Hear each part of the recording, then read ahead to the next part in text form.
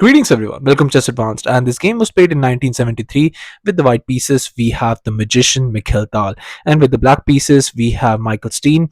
At that time he was not a grandmaster, he was just a normal rated player, but a very good one at that.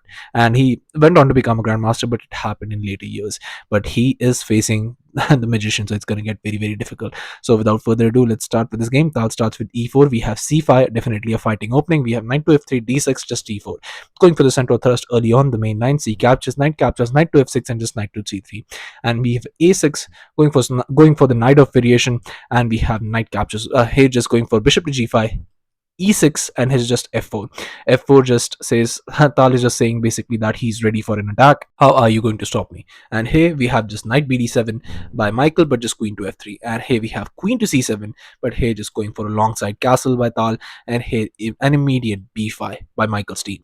And here a normal person would be just developing the pieces, maybe go for a central thrust, maybe just wait and see what black will do. But not Tal in this position goes for a very beautiful bishop captures on b5.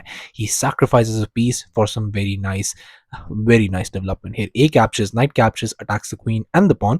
We have queen to b8, but just e5. Going for that central thrust, we have bishop to b7, but here we have queen to e2.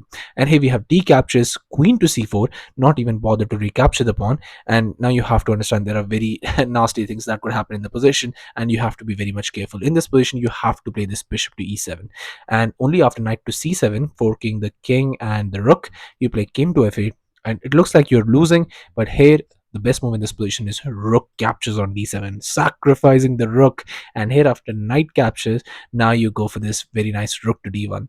And here bishop captures on g5, f captures, and after king to e7, now you go and you you just play queen to b4 check. And only now once the king moves, now you go for knight captures on e8, just capture that rook that you have sacrificed. And you are a pawn down and you have only three pieces, but you have to understand how shattered other people's position is. Just look at this.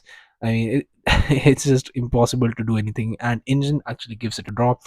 It's not at all a draw. But here this is what would have happened if if this is the best that you could have gotten out of the position with engine precision. But here after queen to c4, here we have bishop to c5, and bishop to c5 is unfortunately does not work in this position.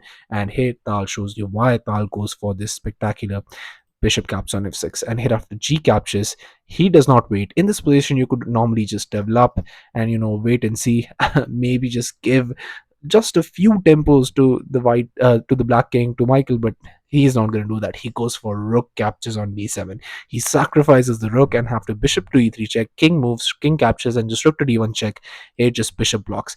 And this bishop blocks is unfortunately not the best way to go about this. You have to play king to e7, and after queen to b4 check, king to e8.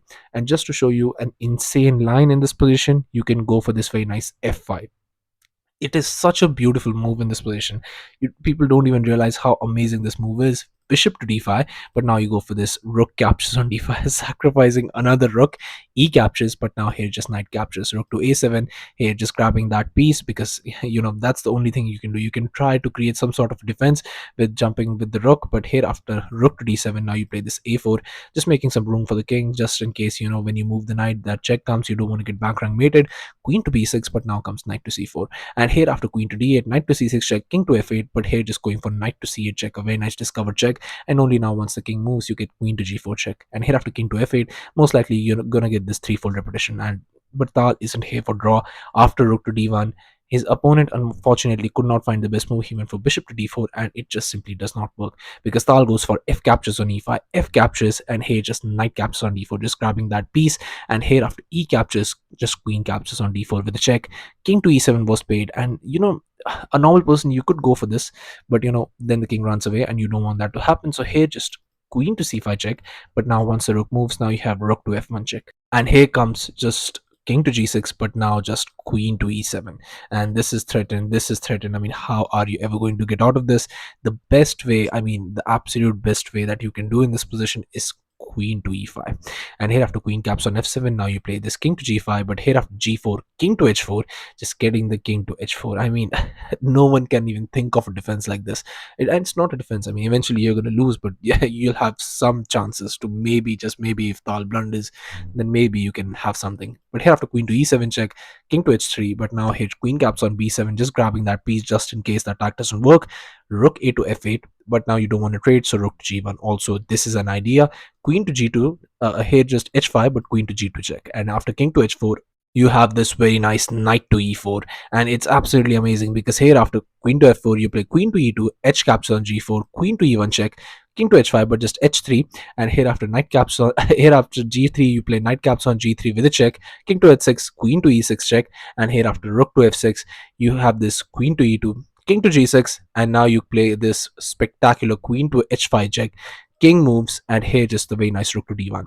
I mean, hanging everything. If you capture the queen, then you capture with the knight, and you get this very nice royal fork. That too, that comes with an attack on this rook. It's absolutely insane, and that would actually ensure that the white wins in this position. So it's insane. You don't want to go for this variation then, but you have absolutely nothing better in this. f5 was played, but now comes this queen caps on e6 with a check, king to g7, queen to e7 check, king to g6, and just h4. And here you have this rook to a5, but now just h5 check, king caps on h5, queen to f7 check, king to h4, and here queen to f6 check was played, king to g3, queen to g5 check. We have king to h2. I mean, this is just very helpless. Queen to h4 check, king caps on g2, rook to f2 check, king to g1, and finally this beautiful, not queen to h2, but going for this very nice knight to e2 checkmate that appeared on the board. And with all this madness, Tal was able to get this victory in just 34 moves. That's absolutely insane. It's absolutely insane the way he played. I mean, he sacrificed everything, and it seems like madness, but it was just 34 moves. It's absolutely insane. So yeah, thank you all for watching. I'll be coming back with games like these, so stay tuned to the channel, subscribe to the channel, and I'll be seeing you guys very, very soon. Thank you all.